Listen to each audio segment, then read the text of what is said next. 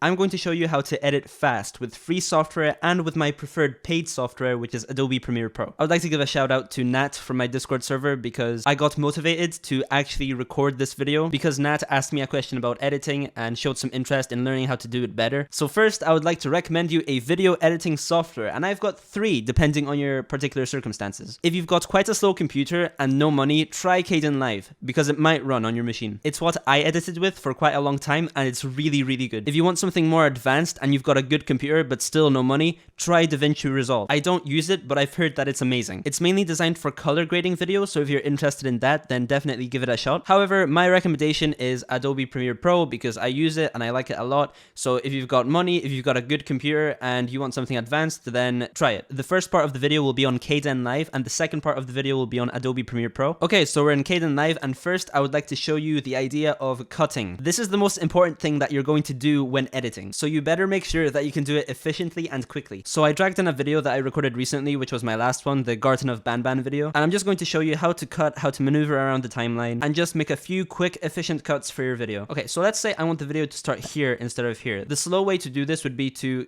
right click, cut clip, and it'll cut it at the playhead, and then, delete the clip here and then drag it. The best way to do this that I've found in Kdenlive is to use the configure keyboard shortcuts menu and assign a shortcut for cutting a clip onto your mouse. And then if you have 2 buttons, assign the other one to remove space. So I'll show you what I mean. So instead of right clicking here and cutting the clip, I can just press a button on my mouse and there, it cuts immediately. And then I can delete this clip and then highlight here and then click the other button and it'll remove the space. It's quite easy. You can just do it here and find the thing. So cut clip, change the keyboard shortcut, and remove space is the exact same. Another way of doing this, which might actually work better for you, is by cutting the clip as normal with your mouse shortcut and using the ripple tool here and dragging. And then you can just drag to the next part you want to cut to, click the part you want to cut, and then do the exact same thing. And this is actually really fast as well, and this is the way that I would actually recommend doing it. Also, pro tip, look at the audio waveform to know when you're speaking and when important parts are actually happening. This will help you skip any dead space in the recording. And during a gameplay video, what you can actually get away with is just cutting to every single part that you're speaking, as long as you make sure to commentate regularly. If you're editing other videos, that might not really work for you, By default, the ripple tool doesn't have a shortcut, so I recommend setting it here to custom and clicking R for ripple, or just whatever else you prefer. And I don't think that has any conflicts, so that will work quite well. So then use your select tool to drag your clip,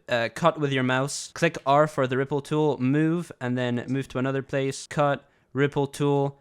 And whenever you're finished cutting, you can click S to go back to your selection tool and just continue. And this will make it really fast, okay? I just really want to hammer in the point about cutting because you can make an entire video out of just cutting. And that's exactly what Moist Critical or Penguin Zero does. Now I'm going to show you another basic, which is how to do picture-in-picture. If you don't know, picture-in-picture is just when you have a separate piece of video in the corner of your video, which could be like a face cam during a Let's Play. So as an example, I'm going to drag in this other video I have made called Why Music Should Be Quiet. Drag it in, and then you can actually drag it onto the above video track and then layer it with the other video. Let's just imagine that this bottom clip, the Garden of Banban clip, is my Let's Play, and then the clip on top, Why Music Should Be Quieter, is the facecam. Naturally, if you're doing a facecam, you would sync up your audio first and all of that good stuff, but that's just simple. You just kind of zoom in and then line up the waveforms. First, you want to ungroup your clips. By default, the shortcut should be Control-Shift-G, and then to group them, it's Control-G. Something like that. So ungroup these clips and ungroup those clips so that every single clip, each audio track and video track is individual. And we're just doing this because later on we're going to want to group all of them like that so that they all just move together. But we're not doing that at the moment because we want to separately affect the facecam. So you go up here and find your transform effect. You just type in transform and it's in bold. That's how you know it's the right one. The effects that are in bold are kind of like your main ones, I guess. I don't know. It's just how Kdenlive does it. Don't ask me. And then you can see the effect here in the effect/composition stack. And then while your clip is selected, you can just click on here and then drag your clip and then move it to wherever you want. It's really easy. Let's say you want to crop the sides, you just add the crop effect, edge crop, whatever, crop left and right, and then move it again. There you go. It's really simple. Pretty much anything you would ever want is included here, which is kind of rare for a free software, but Kdenlive actually has a lot of stuff that you can do. So explore, be creative with it. You can desaturate your video, you can add cool weird effects. And yeah, if you're using Kdenlive, just play around with it. Now we're going to group all of our tracks. I'm holding down shift and selecting, group clips. And now I'm going to show you how to add text. So all of our video tracks at the moment are filled. So we can right click here, insert track, insert one track above V2, which is another video track, which will be used for our text. We can go to our project bin, right click, and then add title clip. Now this is a bit awkward. It's way easier and faster in Premiere Pro, but this is the way to do it in Kdenlive. That's why if you're doing something like animated subtitles, then I wouldn't recommend Kdenlive for this, because it'll just take way too long. You'll have to make another title clip and then change the text and then make another one. You can duplicate the last one to make it faster, but it is just a mess. Don't do animated subtitles in Kdenlive. Get a better video editing software for that, please. It'll save you a lot of time and a lot of pain. You can do it, but it'll just take really long. But yeah, let's say we want to add some text like Minecraft Let's Play. Yeah, you can do a lot of stuff. You can change the color, you can add shadows, you can add borders as well, I'm pretty sure. You can play around with all of that. Let's just change the size of it to something big, and then click off, select the text, and center it using these buttons. There you go, that's your title. You just click create title, drag it on top, and there you go, like you can see it. Then you can trim it, you can add a blur effect on whatever is below it, like this. If you go to blur and then Gaussian blur, we can blur the face cam, and then if we ungroup, we can do it to the Let's Play clip as well. And then if we remove this, now you have a title with a blur underneath it to make it more clear. To make it even more clear, you can add a shadow for the text and do a bunch of stuff. I'm sure you understand my point. But yeah, then as you're editing your video, just keep cutting, you know, keep cutting, dragging, and then eventually you'll get a video out of it. Finally, I'm going to show you how to do keyframes in Kdenlive. Keyframes are just a way to do animation in video editors, and the word keyframes can also be used in animation software. It's very similar. So if you go to transform, let's say we want to have the text zoom in, like do a little like, you know, we can go here, and this is where we control our effects, obviously. Go a few frames in front, add a keyframe with this button, and there you indicate at what point you want it to change. Then you can go back and select this keyframe, which is automatically made at the beginning of your clip, and turn the size all the way down, for example. You can also do anything. You can move it left, you can move it right, you can move it up or down, like whatever. So now we have something that looks like this. So a couple of requests, and that's a way to do animation. And you can do this with other effects as well, so just play around with it. And yeah, that's it. These are like some basic tips to get you started with Kdenlive. Now I'm going to move on to Adobe Premiere, which can actually do all of this way faster. I'm going to drag in one of my latest videos, the She Follows video, the horror game, then just drag it on here. So again, the way that you cut in Premiere Pro, the slow way to do it would be to use the cut tool, click here, go back, and then like delete it, and then move it back. But this is so slow, please don't do it like this. Premiere Pro has a great functionality where you can use letters Q and W on your keyboard to select the in points and the out points. But going back slightly, you should do the same thing as I showed you in Kdenlive, where you assign a shortcut for your mouse and then another shortcut as well. One of them should be to split your clip, and the other one should be ripple delete this time. So if you go to edit, keyboard shortcuts, it's called add edit, which by default is Control K. So I just made it so that whenever I click this button here, it does Control K. I'm sure there's other ways you can do it. And then ripple delete by default is Shift delete. So whenever I click this button, it's Shift delete and it does a ripple delete. Now I understand that you may not know what a ripple delete is, and it's really simple. So if I make my cut like this, now I have a cut, then click this and I click the button that is ripple delete,